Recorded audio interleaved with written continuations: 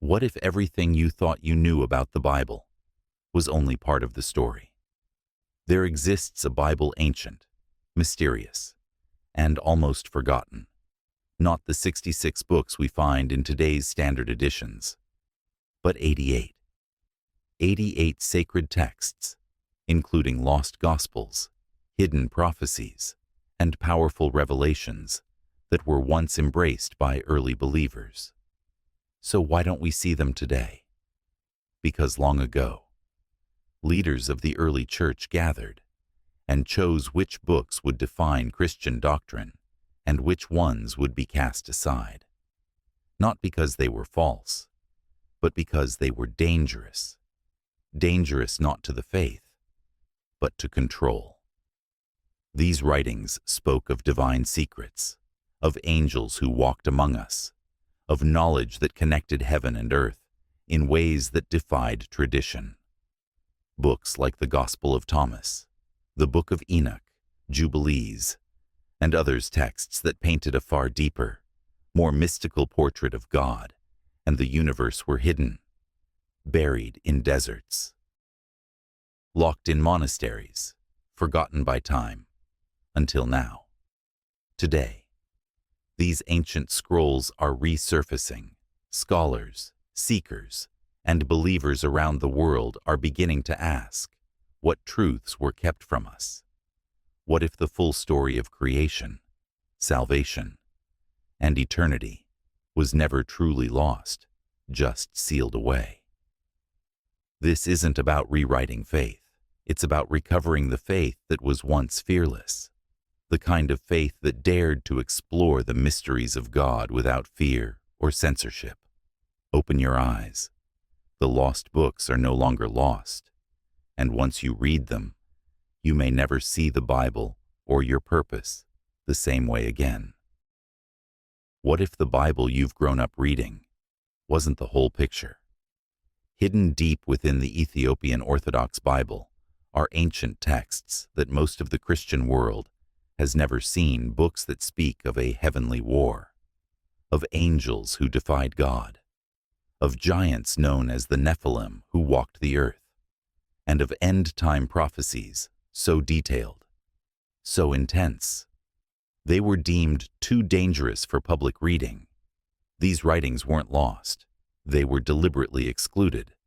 Unlike the Western Bible with its 66 books, the Ethiopian canon includes 81, and for centuries, it preserved texts that other branches of Christianity tried to forget. But why? Why would church leaders silence these scriptures? What was it about these books that made them so uncomfortable? The answer lies in what they reveal. Within these pages, we find a cosmic struggle unfolding between good and evil, not just on earth, but in the unseen realms. The Book of Enoch, for example, gives us a glimpse into the fall of the Watcher's angels who descended, took human wives, and gave birth to the Nephilim, corrupting creation itself. It tells of their judgment, the rise of wickedness, and how God planned to restore order.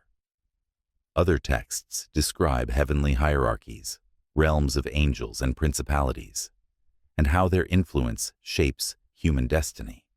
They speak of the roles demons play in temptation, deception, and spiritual warfare, and they reveal visions of the end times that go far beyond what we see in Revelation visions that feel uncannily relevant to the world we live in today. These books weren't excluded because they were false. They were excluded because they revealed too much. Today, you have a chance to see what was once hidden, to read the words that shook ancient faith to its core, to ask the questions most never dare to ask. What else has been kept from us? And why? This is just the beginning. Let's step into the forgotten books and uncover the truths they were never supposed to tell. Most Christians are familiar with the Bible containing 66 books, 39 in the Old Testament, and 27 in the New. But what if I told you there's another version of the Bible, one that includes not just a few more, but 22 additional sacred texts? The Ethiopian Orthodox Bible contains 88 books, and these aren't just minor additions. They're ancient writings filled with prophecy, wisdom, and spiritual insight, books like 1 Enoch, Jubilees, 2 Esdras, and the Book of the Shepherd of Hermas. These texts were once read aloud in early Christian communities, considered inspired, and treated as scripture. So why don't we find them in the Bibles we read today? Over centuries, as church councils met to define doctrine and preserve unity, some writings were deemed too mysterious, too controversial, too bold. These books spoke of fallen angels, heavenly visions, and end-time revelations that didn't fit the emerging theological frameworks, and so they were removed, hidden away, and labeled as non-canonical.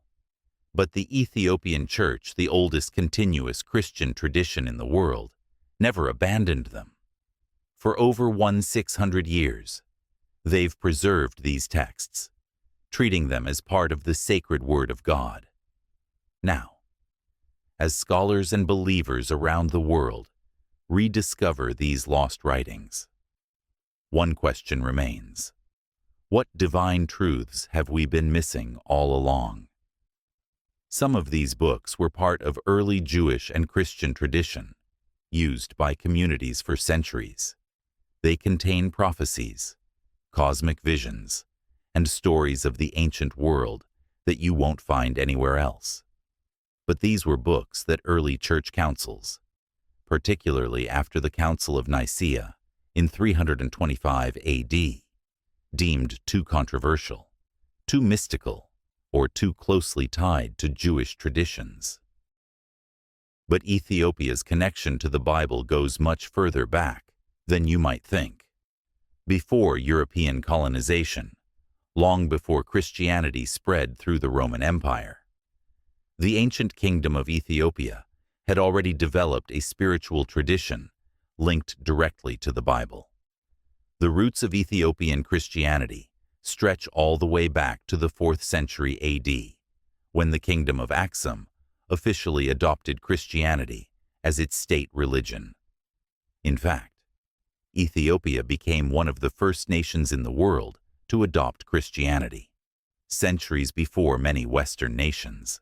And from that time, the Bible, written in Ge'ez, an ancient Ethiopian language, became central to Ethiopian religious life. But Ethiopia's connection to biblical history likely goes even further, beyond Christianity itself.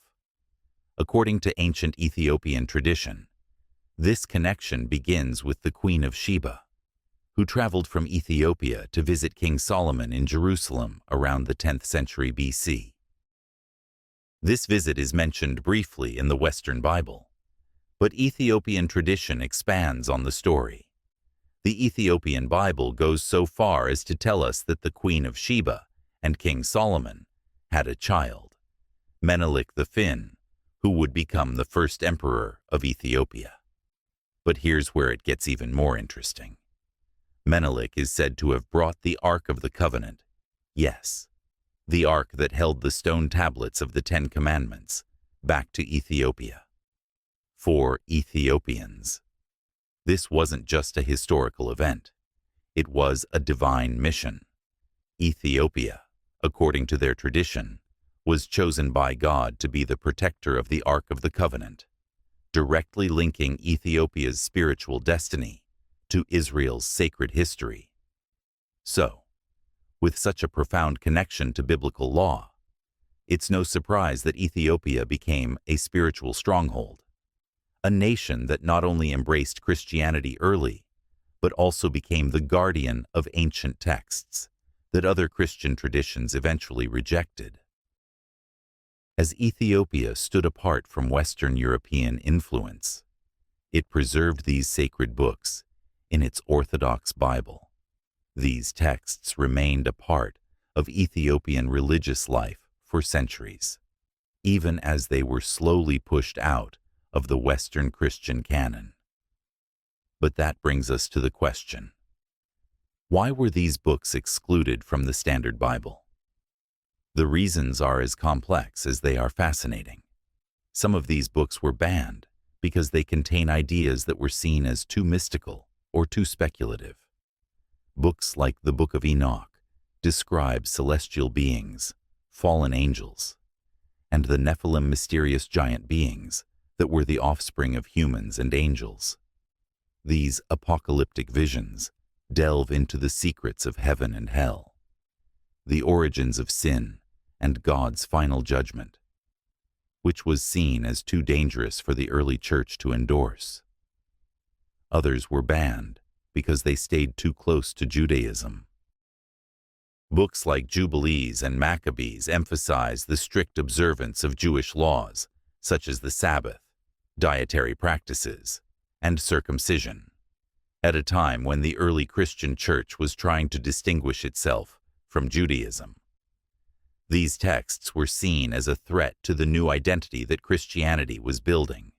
Finally, some of these books were seen as a threat to orthodoxy, to the unified doctrine that the early church was trying to establish. The church leaders feared that including these books might lead to diverse interpretations of theology, particularly regarding the role of angels, the afterlife, and God's divine judgment. Allowing these books to remain in the canon could have opened the door to heresy or division within the early church. But there's more. During the colonial era, when European powers, particularly Italy, sought to dominate Ethiopia, the Ethiopian Orthodox Bible itself became a target. It was viewed as a spiritual threat to European control. The Bible's unique content, which tied Ethiopia spiritually to Israel and early Christianity, symbolized resistance to European religious and cultural dominance. By marginalizing Ethiopia's Orthodox Bible, colonial forces sought to suppress Ethiopian religious independence and enforce Western religious views. This is Deep Bible Stories. Don't forget to like this video, subscribe, and share it with anyone who's ready to dive deep into the Bible's hidden secrets. To understand why the Ethiopian Orthodox Bible includes so many books that were excluded from the standard Christian Bible, we first need to explore Ethiopia's unique place in biblical and Christian history. Let's begin in the 4th century AD, a time when much of the world had yet to fully embrace Christianity. In the midst of this, the Kingdom of Aksum, a powerful civilization located in what is now modern-day Ethiopia, became one of the first nations in the world to officially adopt Christianity as its state religion. This moment solidified Ethiopia's identity as a Christian nation and made it one of the oldest continuously Christian countries on earth. But how did this come to be? According to ancient Ethiopian history, the spread of Christianity into Ethiopia was not a result of European missionaries, as many might assume. Instead, the Ethiopian Orthodox Church traces its roots back to the Apostle Philip and the conversion of the Ethiopian eunuch, as recorded in Acts 8:26-40. This Ethiopian court official baptized by Philip brought the Christian faith back to Ethiopia, marking the beginning of the Ethiopian Christian tradition. Within a few centuries, this small movement became the state religion of the powerful Kingdom of Aksum. It was through the Coptic Church of Alexandria that Christianity formally took root in Ethiopia, leading to the translation of the Bible into Ge'ez, the ancient Ethiopian language. And as Christianity spread throughout the Aksumite kingdom, it wasn't just the 66 books that were included in their Bible. Ethiopia's unique history meant that it had access to a wide range of Jewish and early Christian texts. This early adoption of Christianity also helped Ethiopia maintain its spiritual independence from the rest of the Christian world. As the Roman Empire and the Western Church worked to solidify a single biblical canon, Ethiopia remained on the periphery of these debates, free to preserve its ancient traditions and texts. As a result, the Ethiopian Orthodox Bible contains not only the familiar books of the Old and New Testaments, but also additional texts that offer profound insights into early Jewish and Christian theology. But Ethiopia's connection to biblical history goes even deeper than the early spread of Christianity. To understand the full picture, we have to go back much further, 1,000 years before Christ. In fact, according to Ethiopian tradition, the roots of Ethiopia's biblical connection begin with a remarkable woman, the Queen of Sheba. This powerful queen is mentioned briefly in the Western Bible, in 1 Kings 10:1-13 and 2 Chronicles 9. According to these accounts, she traveled from the distant land of Sheba, believed by Ethiopians to be modern-day Ethiopia and Yemen, to meet the great King Solomon in Jerusalem. But while the Western Bible gives us only a glimpse of her visit, the Ethiopian Bible tells a much richer story. According to the Kebra Nagast, an ancient Ethiopian text that forms a cornerstone of Ethiopia's national and spiritual identity, the Queen of Sheba, known in Ethiopia as Makeda, and King Solomon had a child together, Menelik, who would go on to become the first emperor of Ethiopia. What makes this story even more extraordinary is the claim that when Menelik grew older, he visited his father, Solomon, in Jerusalem. Upon his return to Ethiopia, he is said to have brought with him one of the most important artifacts in all of biblical history, the Ark of the Covenant. That's right. According to Ethiopian tradition, the Ark of the Covenant, the sacred chest that held the stone tablets of the Ten Commandments, has been kept in Ethiopia for centuries. This deep and enduring connection to Israel's sacred history has shaped Ethiopian Christianity in profound ways. For Ethiopians, the Ark of the Covenant represents a divine mission that links Ethiopia directly to God's chosen people, Israel. Ethiopia sees itself not as a peripheral nation, but as a central player in God's plan for the world, a nation that was chosen to protect the Ark and preserve the ancient truths of the Bible. While Western Christianity was busy shaping and narrowing the biblical canon, Ethiopia was safeguarding the full breadth of early Christian and Jewish texts. And because of Ethiopia's relative isolation from Europe, it was able to resist the pressures to conform to the Council of Nicaea's decisions regarding the canon. The Council of Nicaea, held in 325 AD, was a pivotal moment for Christianity in the Roman Empire. It was here that church leaders came together to solidify Christian doctrine and eventually to decide which books would be considered inspired and which would be left out.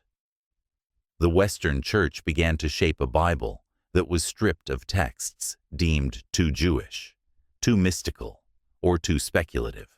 Books like the Book of Enoch, the Book of Jubilees, and the Maccabees were seen as problematic for various reasons, whether they delved too deeply into the nature of angels or emphasized strict Jewish observances. But Ethiopia was largely unaffected by these decisions. It remained connected to its Coptic Christian roots, which allowed it to hold on to a much wider range of biblical texts. This is why the Ethiopian Orthodox Bible includes not only the 66 books found in the Christian Standard Bible, but also 22 additional books that were eventually banned or excluded from the Western canon. Ethiopia became a spiritual stronghold, a place where ancient traditions could be preserved without the influence of Western European doctrines. This is why the Ethiopian Orthodox Bible stands apart from the Bibles used by most of the Christian world today. It is a living testament to a Christian tradition that has remained rooted in the early days of the faith, untouched by many of the theological debates and political struggles that shaped the Western Bible. The fact that the Ethiopian Orthodox Bible still includes these banned and excluded texts is not just an interesting historical quirk. It's a reminder that there were once many different interpretations of what should be included in the Bible, and that many of the texts that were discarded by the Western Church still have profound spiritual significance. For instance, the Book of Enoch offers a vivid description of fallen angels, their interactions with humanity, and their eventual judgment. It is a text that influenced early Christian thought about the nature of evil and the end times. Meanwhile, the Book of Jubilees provides a Jewish perspective on biblical history that includes new insights into the lives of the patriarchs and the importance of angelic beings in guiding humanity. These texts offer us a glimpse into a lost part of Christian history, a time when theology was still being formed and the boundaries of orthodoxy were still being debated. For Ethiopia, these books were never banned. They have always been a part of its religious life and have been treated with the same reverence as the more familiar texts of the Old and New Testaments. So why, exactly, were these books banned? What was it about these sacred texts that led the Western Church to declare them unfit for the Bible? The reasons are as complex as they are fascinating, involving not just theological concerns, but also political and cultural struggles. In this section, we'll dive deep into the real reasons why these books were pushed aside by the early Christian leaders and why Ethiopia chose to keep them. One of the first reasons these books were excluded has to do with their mystical content, the deeply spiritual and often speculative nature of their teachings. Many of the banned texts, like the Book of Enoch and the Book of Jubilees, explore themes that can be considered esoteric, focusing heavily on the celestial realm, the hierarchy of angels, and the interactions between heavenly beings and humanity. For instance, in the Book of Enoch, we find a vivid account of the Watchers, a group of fallen angels who descended to earth, interacted with humans, and ultimately led to widespread corruption through their offspring, the Nephilim. These angels not only rebelled against God, but they also imparted forbidden knowledge to humans, such as the secrets of warfare, magic, and astrology. This type of narrative is far removed from the more straightforward message of salvation that dominates the Western Bible. The Western Church, particularly after the Council of Nicaea in 325 AD, viewed these speculative teachings with suspicion. They were seen as distractions from the core tenets of the Christian faith, the life, death, and resurrection of Jesus Christ. Early Christian leaders feared that focusing too much on angels, cosmic battles, and the apocalypse would confuse believers or lead them into mystical interpretations of Scripture, diverting attention away from the message of salvation. This emphasis on speculative theology led the Western Church to exclude books like the Book of Enoch, which was once widely read by early Christian communities, particularly among the Essenes, a Jewish sect that many scholars believe influenced early Christian thought. While books like Enoch offered detailed insights into the spiritual realms and the fall of angels, the Roman Catholic and Eastern Orthodox churches eventually decided that these books offered too much speculation on the unseen world. In contrast, Ethiopia viewed these texts not as distractions, but as integral parts of understanding the spiritual battle between good and evil. Ethiopian Christianity embraced the mystical elements of these texts, understanding that they shed light on the heavenly realm and the mysterious workings of God's creation. Another significant reason many of these books were banned is because of their close ties to Jewish traditions. Books like the Book of Jubilees and the Maccabees emphasize strict adherence to Jewish laws such as the Sabbath, circumcision, and dietary practices. These books were written in a time when Judaism was not yet fully separated from what would become Christianity, and they reflect a worldview that places great importance on following the Mosaic Law. For example, the Book of Jubilees, also known as Little Genesis, presents a retelling of biblical history from creation to the giving of the law at Mount Sinai. But it goes further than the familiar stories found in Genesis and Exodus. Jubilees insists on the importance of Jewish festivals, the Sabbath, and ritual purity in ways that make it clear that these laws are to be followed eternally. It also introduces a solar calendar, a 364-day year, that it claims was the original system God set for the Jewish people, in contrast to the lunar calendar adopted later. As early Christianity developed, it sought to distance itself from Judaism. The early Christian movement wanted to open itself up to Gentiles, and this meant moving away from strict observance of Jewish customs and laws. The Apostle Paul himself argued for the freedom from the law, preaching that salvation came through faith in Christ rather than through adherence to the Mosaic Law. As the Western Church took shape, books that emphasized Jewish laws, like Jubilees and Maccabees, were seen as unnecessary relics of the past. Ethiopia, however, retained a much closer connection to Judaism. The Ethiopian Orthodox Church traces its lineage back to King Solomon through Menelik III, the son of Solomon and the Queen of Sheba. Because of this, Ethiopia's Christian tradition has always been deeply rooted in Jewish practices, and it sees no need to distance itself from them. As a result, these texts remained part of the Ethiopian Orthodox Bible, providing Ethiopians with a rich tradition that embraces both Old Testament law and Christian salvation. In fact, the Maccabees are particularly revered in Ethiopia, while Western Christianity largely relegated these texts to the apocryphal section. Ethiopia continued to use them as important reminders of Jewish resistance, faithfulness to God's law, and divine intervention in the face of persecution. The Maccabees were celebrated as heroes who defended the Jewish faith from being wiped out by foreign rulers, and their story remains deeply inspirational to Ethiopian Christians today. Another major reason these books were banned is that they were seen as a threat to Christian orthodoxy. The early church was in a period of transition and consolidation, and it was vital to establish a unified doctrine that could hold the faith together. As Christianity spread across the Roman Empire, different sects and interpretations began to arise, some of which were seen as heretical by the emerging Orthodox Church.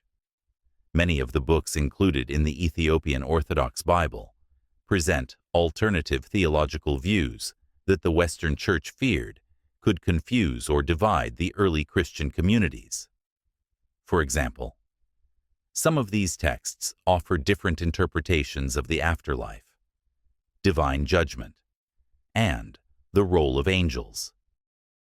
The Book of Enoch, for example, goes into great detail about the Watchers, the fallen angels, and the Nephilim, concepts that were seen as too speculative for the emerging Christian doctrine. The early church leaders wanted to ensure that the focus remained on Christ's message of salvation, not on what they saw as cosmic speculation about angels and heavenly realms. The goal was to create a unified faith that would be consistent across all Christian communities, and that meant excluding texts that offered alternative narratives or placed too much emphasis on the unseen spiritual world. This is why the Council of Nicaea and later church councils were so important. They helped solidify a Christian canon that was intended to guide believers toward a clear understanding of Christ's role in salvation history. But in doing so, they excluded books that explored the spiritual mysteries of the universe, focusing instead on the more immediate teachings of the gospel. Ethiopia, however, did not see these books as a threat to orthodoxy. In fact, the Ethiopian Church believed that these texts deepened the understanding of God's cosmic plan, revealing insights into the angelic realm, the judgment of fallen angels, and the end times. For Ethiopia, these books were never meant to be speculative distractions, but were seen as complementary to the teachings of the New Testament, offering a fuller picture of the cosmic struggle between good and evil. Lastly, we can't overlook the role that colonialism played in marginalizing the Ethiopian Orthodox Bible. During the colonial era, particularly during Italy's invasion of Ethiopia in the late 19th and early 20th centuries, the Ethiopian Orthodox Church and its sacred texts were seen as barriers to European dominance. For European colonial powers, Ethiopia's spiritual independence and its connection to ancient Christian traditions represented a form of resistance. Ethiopia was not a passive colony waiting to be civilized by European missionaries. It was a Christian nation with its own unique and ancient traditions that predated much of Europe's Christian history. The Ethiopian Orthodox Bible was seen as a symbol of defiance, as it tied Ethiopia directly to Israel and to the early Christian Church, a connection that was spiritually powerful and politically inconvenient for European colonizers. By marginalizing or banning the Ethiopian Bible, colonial forces sought to weaken Ethiopia's spiritual identity and enforce Western religious views, in the same way that Ethiopia's physical resistance to colonial rule made it a symbol of African independence. Its religious resistance through the preservation of its Orthodox Bible made it a spiritual stronghold. Ethiopia's unique Bible, filled with banned books and extra texts, was seen as a threat to the Western religious order, one that challenged the dominance of Catholicism and Protestantism. Do you think colonial forces were threatened by the spiritual independence of Ethiopia? Share your thoughts on how this played a role in the suppression of the Ethiopian Orthodox Bible. Now that we've explored why these books were banned, it's time to dive into the secrets these books hold. Each of the texts within the Ethiopian Orthodox Bible offers profound revelations about spiritual realms, ancient history, and God's divine plan. Let's take a deeper look at these banned books and what they reveal about the unseen world, prophecies, and even the end of days. You'll see why Ethiopia preserved them and why they're more important now than ever. Perhaps the most famous of the banned books, the Book of Enoch, takes us deep into the cosmic order and the heavenly realms. But this is not a simple vision of angels and demons. This book gives us a detailed look at the rebellion of angels, their interactions with humans, and their eventual judgment. The Book of Enoch begins not with gentle wisdom, but with a rebellion in heaven. In its first section, known as the Book of Watchers, we're told of 200 angels, called the Watchers, who were sent by God to watch over humanity. But instead of protecting mankind, they fell from grace. Why? because they became captivated by the beauty of human women, led by a powerful angel named Semyaza. These watchers made a pact on Mount Hermon, swearing to abandon their divine posts and descend to earth. There, they took human wives, and from these unions were born the Nephilim, giants of immense strength and corruption, who brought violence and chaos to the world. But the damage didn't stop there. The Watchers also taught humanity forbidden knowledge, how to make weapons, practice sorcery, manipulate nature, and even control the stars. Knowledge that humanity wasn't ready for. Knowledge that led to rapid moral decay. God saw what had happened, and judgment came swiftly. The Nephilim were destroyed.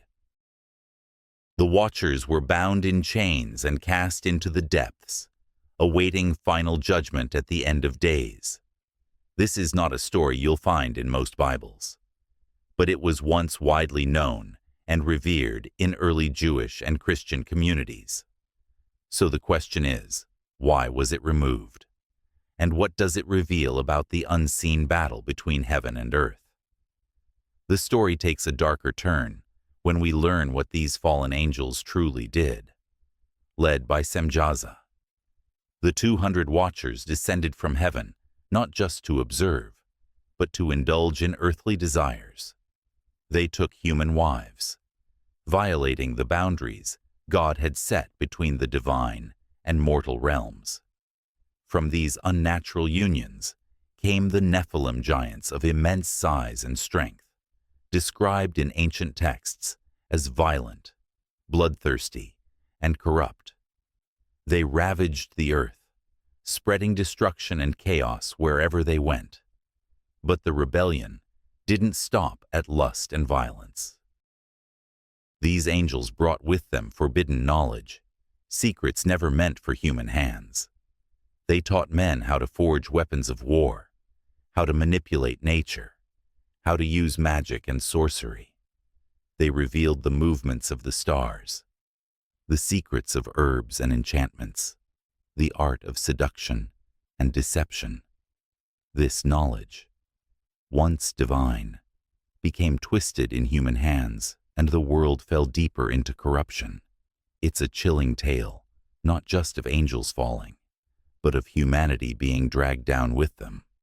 And perhaps that's why this story was buried, locked away in the book of Enoch, and excluded from the Bibles most of us know today. Because it doesn't just challenge what we believe about angels and demons, it forces us to rethink the origin of evil and the hidden forces that have shaped our world from the very beginning. They taught humans the secrets of warfare, sorcery, cosmetics, and astrology, all seen as corruptions of God's natural order. This knowledge passed down by the fallen angels caused chaos on earth, and the Nephilim, the violent offspring of angels and humans, contributed to the moral decay of the world. Their violence and wickedness were so great that God decided to send the great flood to cleanse the earth of their influence. But before the flood, God sent the archangels Michael, Gabriel, Raphael, and Uriel to intervene. Their task: to capture the rebellious Watchers and bind them in the abyss, where they would remain until the day of judgment. These Watchers, along with their offspring, were seen as so corrupt that God wiped them from the face of the earth. But their legacy continues to haunt humanity. Would you like us to do an entire video diving deeper into the book of Enoch and the rebellion of the angels? Let us know in the comments. In another section of Enoch, known as the Book of Parables, we get a glimpse into the apocalyptic visions of Enoch, where he foretells the coming of a messianic figure called the Son of Man. This figure is portrayed as a divine judge who will execute judgment over both humans and angels. What's fascinating is how closely this Son of Man resembles Jesus Christ, who is referred to by the same title in the New Testament. Enoch's vision speaks of a final judgment where the wicked, including the fallen angels, are cast into a fiery abyss while the righteous inherit eternal life. This section of Enoch paints a vivid picture of the cosmic battle between good and evil, where the angels, demons, and humans all face their final judgment before the throne of God. One of the lesser-known sections of Enoch, the astronomical book, reveals the secrets of the cosmos. Enoch is shown the divine order of the stars, planets, and seasons, describing a solar calendar that is meant to keep humanity in alignment with the divine rhythm of creation. This section describes the movements of the heavenly bodies, which are controlled by angelic forces. The sun, moon, and stars don't just move at random. They follow a precise pattern established by God and enforced by His angels. The book even warns that humans must follow the solar calendar, rather than the lunar one, to remain in sync with God's creation. The Ethiopian Orthodox Church still follows this solar calendar today, a testament to its ancient roots in Enoch's revelations. Next, we turn to the Book of Jubilees. This is no ordinary history book. It's an in-depth retelling of biblical events from creation to the giving of the law at Sinai, but with a focus on the spiritual timeline of God's universe and the eternal importance of the law. At the heart of Jubilees is the concept that time itself is governed by an angelic calendar. God reveals to Moses on Mount Sinai that the true measure of time is not based on the lunar calendar, which was later adopted by the Israelites, but on a solar cycle. This is a 364-day year, divided into periods of jubilees, cycles of 49 years. The book emphasizes that adhering to this calendar is crucial to maintaining the order that God created. Why does this matter? According to Jubilees, the misalignment of time, using a lunar calendar instead of a solar one, leads humanity to fall out of sync with God's divine plan. The Ethiopian calendar, used to this day by the Ethiopian Orthodox Church, follows this solar cycle, reflecting the belief that correct timekeeping is essential for remaining in alignment with the divine order. Could it be that we've been using the wrong calendar for centuries? Is the world out of sync with God's original plan? In addition to revealing the cosmic timeline, Jubilees tells us that angels were deeply involved in guiding the patriarchs long before Moses. Angels taught Adam, Noah, and Abraham how to observe the Sabbath, offer sacrifices, and follow purity laws. These laws weren't just for the Israelites. They were part of God's eternal law that had been revealed to the righteous from the very beginning. This close involvement of angels emphasizes that God's law is timeless.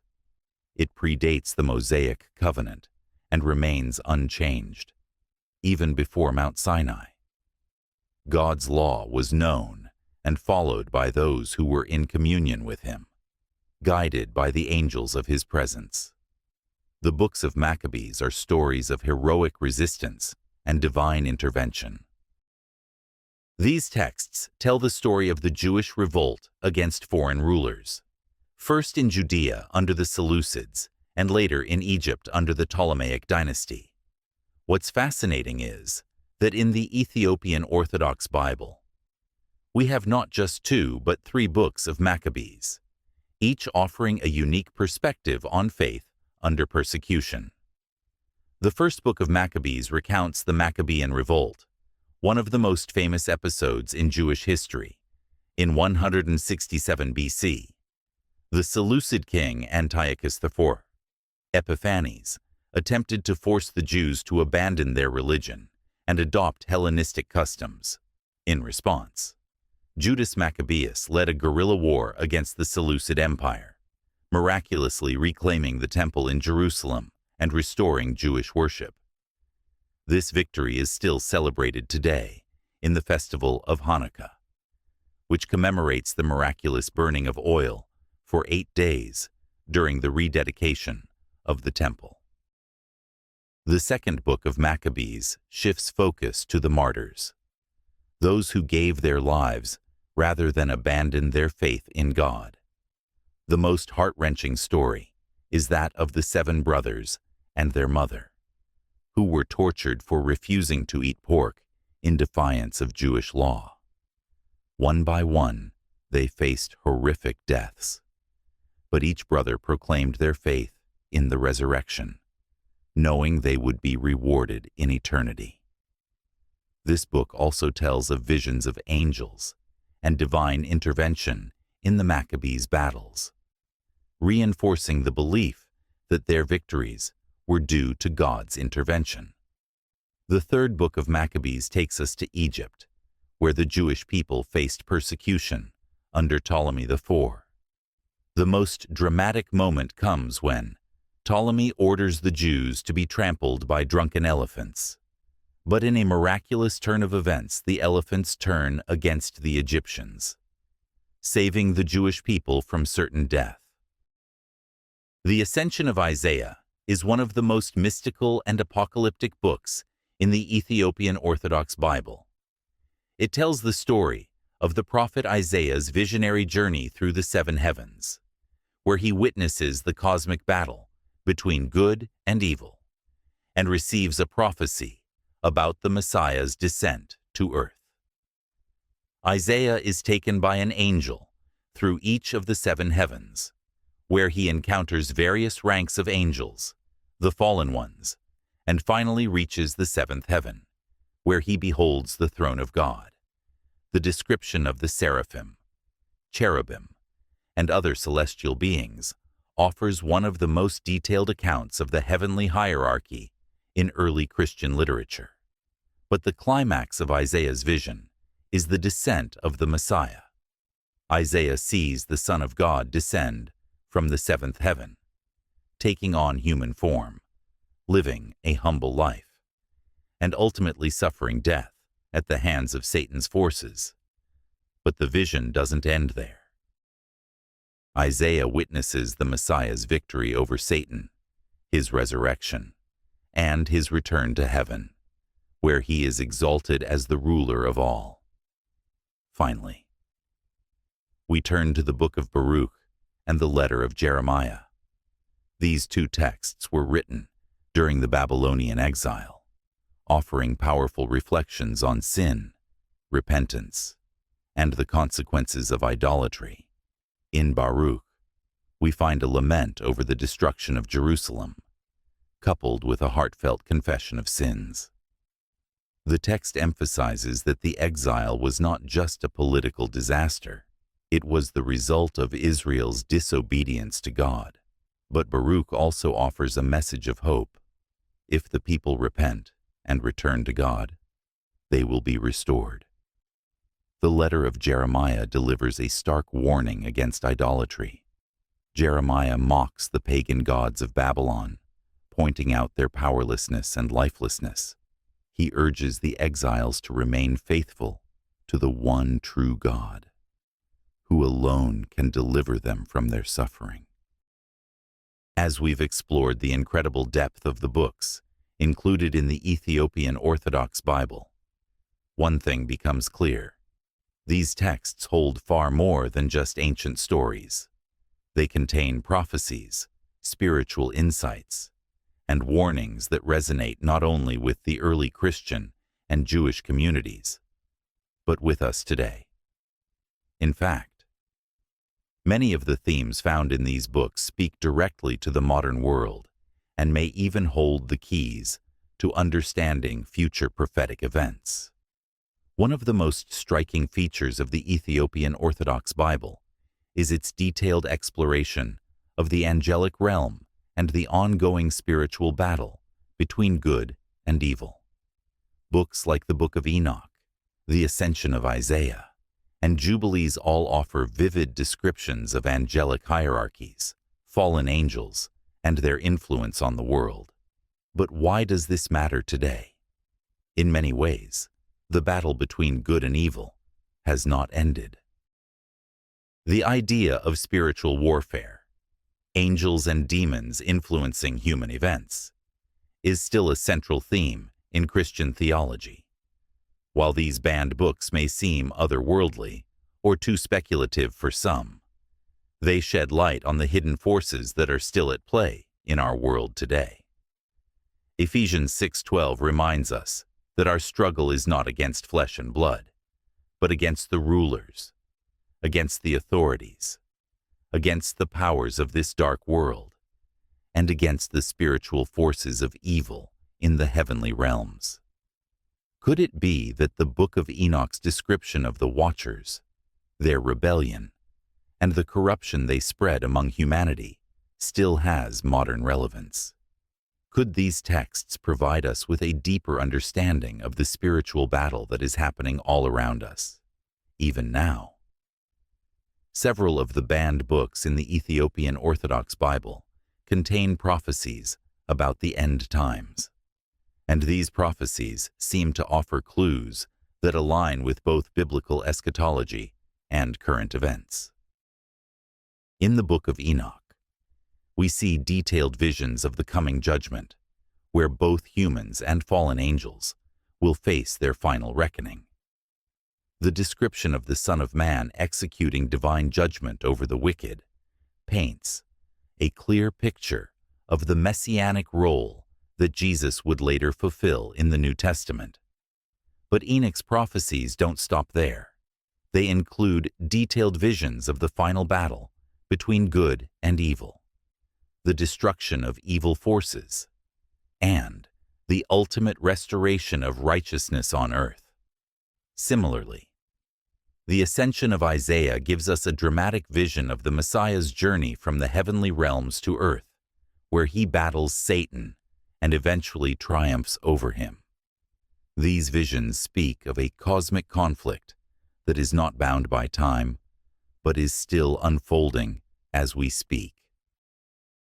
In today's world, where we are witnessing unprecedented global conflicts, natural disasters, and spiritual unrest, many are asking, are we living in the end times? Could the prophecies found in these banned books be pointing us toward the final events of human history? Many scholars believe that we are living in an age where biblical prophecy is being fulfilled, and the books we've explored may offer additional insight into what's to come. If we look closely at current events, wars, earthquakes, plagues, many of them align with the descriptions found in Enoch's visions of the end times. Another critical theme in these banned books, especially in the Book of Jubilees, is the importance of faithfulness to God's law. While the Western Church moved away from the Jewish laws that were so central to early Christianity, the Ethiopian Orthodox Church maintained its close ties to these ancient traditions. The laws of the Sabbath, dietary practices, and even the solar calendar that are outlined in Jubilees reflect a deep commitment to keeping God's commands in their purest form. For modern believers, these texts raise important questions. Are we living in alignment with God's laws? Have we strayed too far from the foundational principles that were given to humanity from the beginning? And what would it mean to return to these practices? Jubilees insists that the laws given to Adam, Noah, and Abraham were not temporary, but were meant to be observed forever. This raises the provocative question: should Christians today be following the same commandments that were given to the patriarchs? Has modern Christianity lost something by moving away from the strict observance of God's law? Finally, let's talk about what it means that these books have been preserved in Ethiopia. As we've seen, the Ethiopian Orthodox Bible is a spiritual treasure that holds many of the texts that were excluded by Western Christianity, But Ethiopia's role in preserving these texts goes far beyond religious tradition. It represents a profound act of spiritual defiance against the forces that sought to erase these ancient truths. During the colonial period, as European powers attempted to impose their religious and political dominance over Africa, the Ethiopian Orthodox Church became a symbol of resistance. The preservation of these sacred texts was not just an act of religious devotion, it was a declaration of independence. Ethiopia held on to the ancient truths of the Bible, even as the rest of the Christian world abandoned them. What if some of the answers we've been searching for have been hidden in plain sight for centuries? The Ethiopian Orthodox Bible, one of the oldest and most complete biblical canons in existence, contains sacred texts that most of the world has never read. These aren't just historical footnotes, they're powerful, prophetic writings that speak to the human condition, the spiritual realm, and the future of mankind. And maybe they were preserved for such a time as this. As the world faces growing instability, wars, confusion, moral collapse, and spiritual fatigue, these ancient books begin to sound less like relics of the past and more like messages meant for today. The visions of Enoch reveal heavenly realms and battles beyond our sight. The prophecies of Isaiah, in fuller form, cry out with warnings and hope. The bravery of the Maccabees reminds us that faith can endure under the most brutal oppression. Why were these books excluded from the Western Bible? Was it oversight or intentional suppression? The deeper we dig, the more we begin to see that these texts hold wisdom, warnings, and mysteries that may have been too bold for their time, but perfect for ours. Perhaps now, as the world teeters on the edge of something new, the time has finally come for these hidden voices to be heard again. What if the future has already been written? Not in the pages we've always read, but in the ones we were never allowed to. The hidden books of the Ethiopian Bible are more than just ancient history. They are filled with prophecies, divine warnings, and spiritual truths that seem to speak directly to the world we live in today. These texts challenge traditional narratives, not to destroy faith, but to deepen it. Take 2 Esdras, for example. It describes global unrest, moral confusion, and a coming judgment so precise. It feels like it was written for this very generation. Or the Book of Enoch, which reveals how unseen spiritual forces have been influencing humanity for millennia, and how they will play a role in the final days. These writings weren't lost by accident. They were removed, suppressed, because they contain visions and truths that go beyond the comfortable boundaries of religion.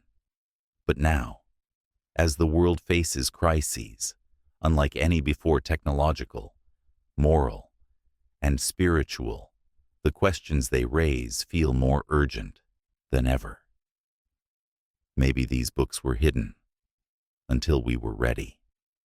Maybe the keys to understanding tomorrow have been waiting in silence until now.